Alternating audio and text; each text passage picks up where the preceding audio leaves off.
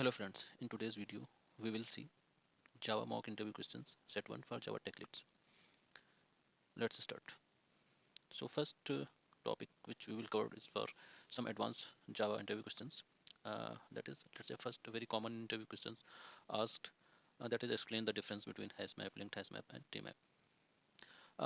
One thing I just wanted to highlight here, like the answers would be very concise. Otherwise, there are a lot of questions. If you will go in depth answer for each questions, the video will be very huge. So I will try to answer in very to the point in concise way. But if you want answer for any question in depth, so just let me know in the comment section. I will create a separate video on that topic. So the first question is explain the difference between hash map, linked hash map, and tmap. So as we know, hash map basically works on the key value pair, okay, and it uses hashing for storage. It does not maintain any order of the keys, okay. Whether linked hash map extends hash map and maintains the insertion order or access order. It's slower than hash map because the linked list over it. Since it maintains the insertion order, that is why it is slower as compared to hash map. Now next is tmap. Tmap implements navigable map, stores key in sorted order. By default, it maintains the ascending order, and based on their natural ordering, that is ascending order. Next is what is the difference between synchronized and volatile? When would you use one over the other? So synchronized basically used to ensure thread safety by allowing only one thread to access the shared resource or block of the code at a time. Okay. Volatile ensures the changes to a variable are visible to all threads immediately. It does not guarantee atomicity, unlike synchronization. Synchronization maintains the atomicity, but volatile doesn't maintain the atomicity. Why? The changes made on the volatile variable would be visible to all the threads. Next question is what is Java memory model and how does it impact multithreading? So the Java memory model defines how threads interact from memory and how memory is accessed or modified. It ensures visibility, atomicity, and ordering of variables, like heap and stack memory for storing objects and local variables, whereas Java's happen before principle ensures proper synchronization across the threads. Next question is explain the concept of functional programming in Java 8 and how it's different from the object oriented approach. Provide examples. First of all, example for this question I will provide in the description of this video. So coming to the main part, like explain the concept of functional programming in Java 8. So Java 8 has introduced Lambda expression, functional interface, and streams to support functional programming. Key difference is that functional programming focuses on using functions as first-class citizens, passing functions as argument and returning them from the functions. So we have this function interface. With the help of Lambda expression, we have to execute function interface. What are the different type of references in Java? Strong, weak, soft, phantom. What are their use cases? So yeah, like as it has been covered in the question itself, there are four type of references in Java: strong, weak, soft, and phantom. So a strong reference, like a reference that prevents the object from being garbage collected, that is called a strong reference. Weak reference, the object can be garbage collected if there are no strong references. Soft references, the object is collected when the JVM need memory. And the last phantom reference is used to track when an object is about to be garbage collected, but before it's actually collected. So next question is what are the differences between wait, notify, and notify all in Java? This is a basic level question. Like wait causes the current thread to release the lock and enter to the waiting state. Notify method wakes up one of the threads waiting on the same object monitor. Okay, and notify all it wakes up all the threads waiting on the object monitor. How does the finalize method work in Java? Why is it not recommended for resource management? Okay, so finalize method basically used to clean up resources before an object is garbage collected. But from Java 9 onwards, it has been deprecated. It is not recommended for resource management due to non-deterministic behavior. What are the pros and cons of using completable future in Java 8? Java. So completable future provides a way to handle asynchronous computation, making it easier to work with asynchronous code. It also allows you to compute, combine, and wait for multiple tasks. It's more powerful and flexible than older concurrency utilities like Future.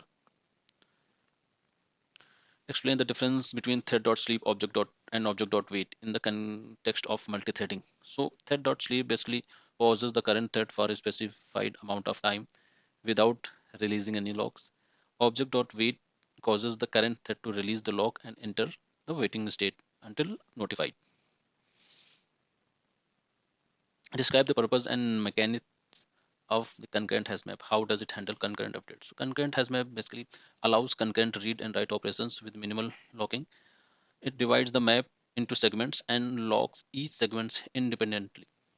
This allows threads to access different parts of the map concurrently without blocking each other. Okay, next is there are some questions related with system design and architecture.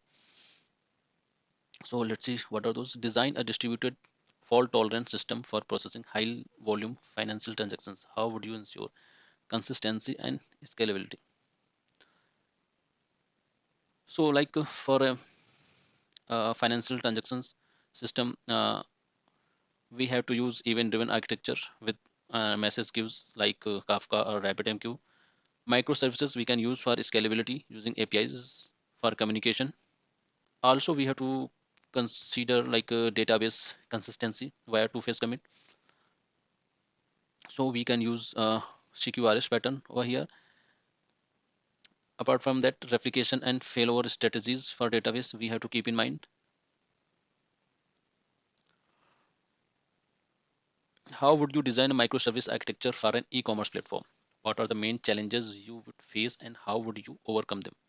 Microservice architecture for an e-commerce platform, like services split the e-commerce platform into services like catalog, payment, inventory, order processing, etc.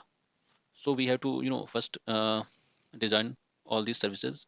Then the very important point is communication. Use REST or gRPC for synchronous communication and message queue for asynchronous communication. Message queue like Kafka and or RabbitMQ. Then we have to consider security as well in e-commerce platform. So we have to implement OAuth 2 or JWT tokens for secure API access. Apart from that, data storage also plays a crucial role in e-commerce platform. So use separate database per service.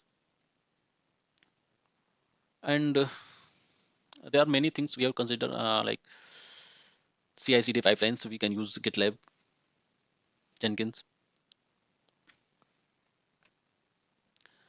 Can you design a real-time chat application with Java, considering high availability, low latency? So to answer this question, like we can use WebSocket for real-time bidirectional communication between client and server. Apart from that, we can use Java as a backend, like Spring Boot for handling WebSocket connections. And for scalability, we can use Redis for message buckering and user session management. High availability, deploy with load balancing and failover mechanism using something like Kubernetes. How would you optimize an application that requires high read performance and low latency for large scale data? So for optimization, like we can use caching, use an in-memory cache like Redis or Memcached. Then the thing which comes in mind, if we are interacting with the database, then indexing the database, ensure proper indexing on frequently accessed data. And also consider splitting large data set into smaller manageable pieces. And read replicas. Use read replicas to offload read queries from the main database. Next is how do you approach designing a highly scalable event-driven system in Java? What are the advantages of event-driven architecture? So event-driven architecture, basically we can use event bus, example Kafka, to handle communication between microservices, event listeners to react to incoming events, and event sourcing to persist events and ensure recoverability.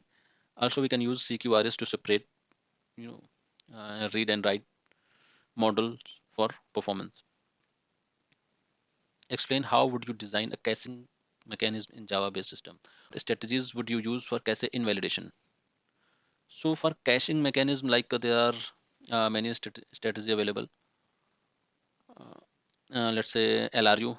least recently used caching strategy, TTL, time to live for cache expiration. Write through and write by cache strategies can be used for consistency. For invalidation, use cache invalidation strategies like time-based expiry or event-based invalidation. Now, leadership and decision-making questions.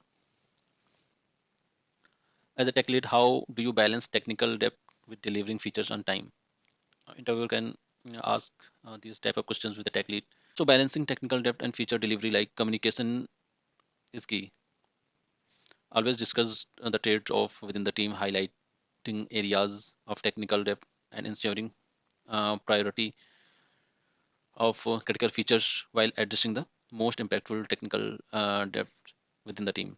Refactoring a sprint, allocate a specific sprint for reducing technical depth. These are some technique we can use. Describe the time when you had to make a trade-off between performance and maintainability in a project. How did you decide? So performance versus maintainability. In a project, you might choose performance if the application has strict response time requirements. Okay. And refactor later when system is stabilized. On the other hand, you would prioritize maintainability for long-term projects to ensure that system remains adaptable and easy to modify. How do you ensure that your team follows best practices in coding and architecture? So first thing, which is code reviews, and then pair programming. Apart from that, you can use tools like SonarQube for continuous code quality checks. Encourage adoption of solid principle and design pattern while doing the coding.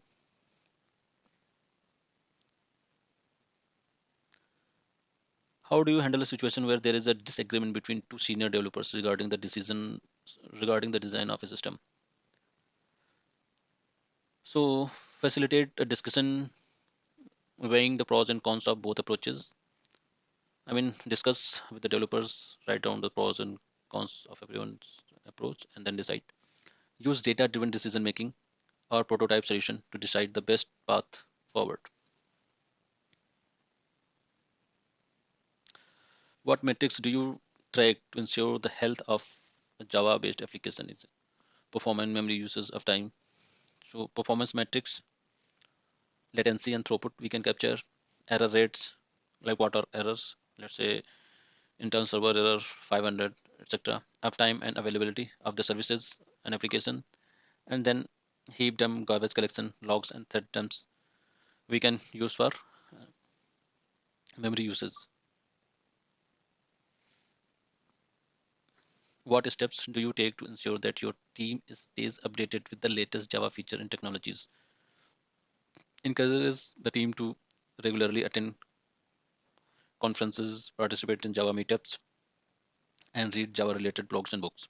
Then, there would be internal trainings within the organization. You can encourage or your team to participate in those trainings and workshops to increase their knowledge. How do you approach mentoring junior developers to improve their skill set? Mentoring junior developers, during code reviews, you can encourage them using the using the pair programming as well. Provide the real world problem solving scenarios during the code review. You can explain the concept using some real world scenarios. Offer support in setting up learning goals and encourage self learning through blogs, courses, certification, and internal trainings. Coding and problem solving questions, like write a function to find longest palindrome in a given string. Given a list of integers, find the longest subsequence of non-decreasing numbers. So solution of these coding problems I will provide in the description of this video, but you can understand like during a technical discussion, in bit in the middle of discussion, interviewer can throw some kind of coding questions just to figure it out how well you are in coding. Implement a thread safe queue in Java. Given a large collection of string, how would you find the most frequent substring of length and in the time efficient manners? You can check the solution of this problem in the description. Write a program to detect a cycle in directed graph using Java. and implement an algorithm that determines if two strings are anagrams of each other. Now, Java internals and JVM questions can be asked to understand depth knowledge of this Java technology. So, explain the Java memory model, including the heap and stack memory. How are the objects managed in memory? So, heap basically stores object and their associated data. It's managed by garbage collector. Stack stores method frames, local variable, and references to objects in the heap. Describe how garbage collection works in Java. What are the different garbage collectors available in Java and how do they differ? So the JVM uses different garbage collections, collect, different garbage collectors like serial GC, parallel GC, and G1 GC. Garbage collections is responsible for reclaiming memory from unreachable objects. It works by mark and sweep algorithm to mark live object and sweep the dead ones. And generational GC optimize the categorizing object by age.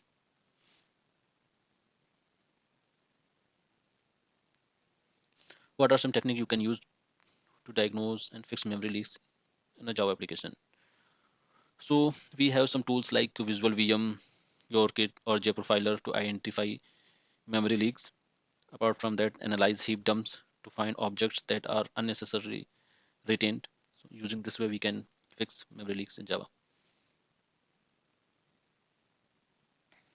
How would you go about analyzing and optimizing a Java application that is experiencing performance degradation? Explain how class loading works in Java. What is the significance of the class loader? So the class loader is responsible for loading classes in memory. It loads classes from the class path and can be customized for application that requires a special loading mechanism. Explain the singleton pattern and discuss its thread safety and performance implication in a multi-threaded environment. So here interviewer is trying to check your in-depth knowledge of singleton design pattern, like double check locking. Then what are solid principles? Can you give example of how each principle applies to Java development? Just explain the solid principle in depth, like S stand for single responsibility principle, O for open close principle, L for list scope substitution principle, I interface segregation principle, and D dependency inversion principle. So you need to explain all these uh, concept in depth in detail. What is dependency injection and how can you implement it in Java using frameworks like Spring Dependency Injection? Basically, it's a technique to inject dependencies into the class rather than the class creating them. In Spring, this is done via AutoAdd. Apart from that, we can use shutter and constructor waste injection as well. What design patterns have you used in your Java application? Can you explain and one and discuss why you choose it? So just interview is trying to understand in your last project what all design patterns you have used, what scenario you have picked, which design pattern, and how you have solved that particular problem. Can you explain the adapter and decorator patterns in Java with real world examples? So adapter converts one interface to another. Example, converting an old system to work with a new API. Decorator pattern basically adds responsibilities to an object dynamically. How would you apply the observer pattern in Java based event driven system? So the observer patterns allows a subject to notify multiple observers about state changes without knowing who or what they are. This can be implemented using observer interface or event based system. Next topic is testing and quality assurance. Like how do you ensure that your Java application is well tested and free of bugs? What testing frameworks do you use? So before handing over the code to QA, we have to perform unit testing using the JUnit. Use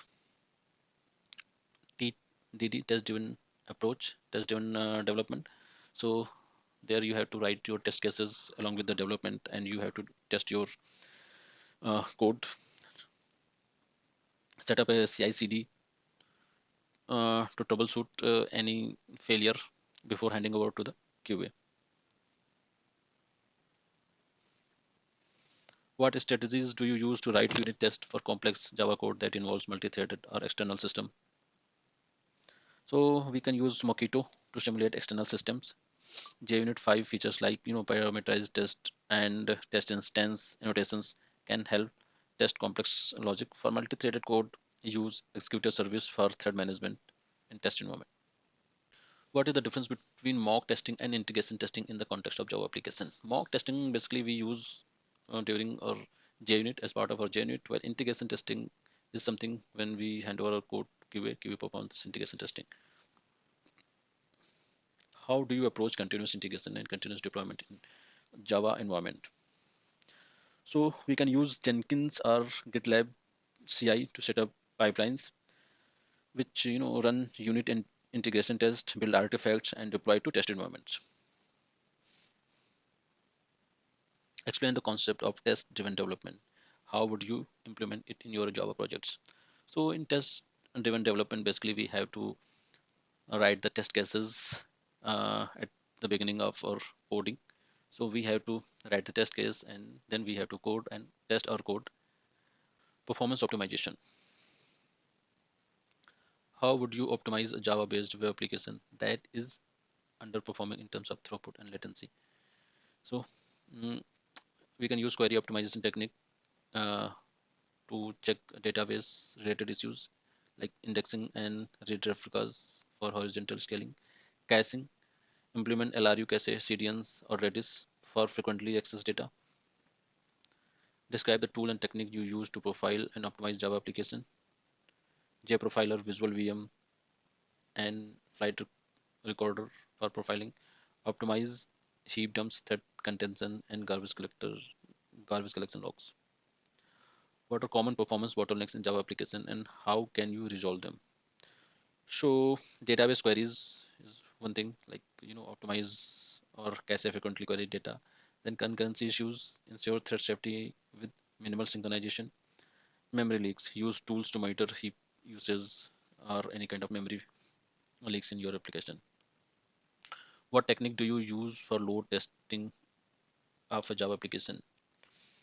We can use JMeter or Gatling for simulating traffic and identifying bottlenecks in performance. So that's all. Go through all the questions and prepare yourself for a Java Tech Lead interview. Thank you so much for watching. Thank you.